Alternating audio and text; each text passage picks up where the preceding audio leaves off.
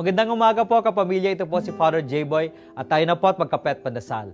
Kagagaling ko lamang po sa isang lamay at narinig kong sinasabihan ng isang tatay ang kanyang anak na huwag umiyak. Sabi niya, "Anak, lalaki ka. Dapat malakas ang iyong loob. Huwag kang umiyak." Mga minamahal kong kapamilya, tinutulungan ng ating katawan ang ating sarili kapag tayo ay nasasaktan, nasusugatan o kaya'y labis na na-touch sa mga taong nagmamahal sa atin.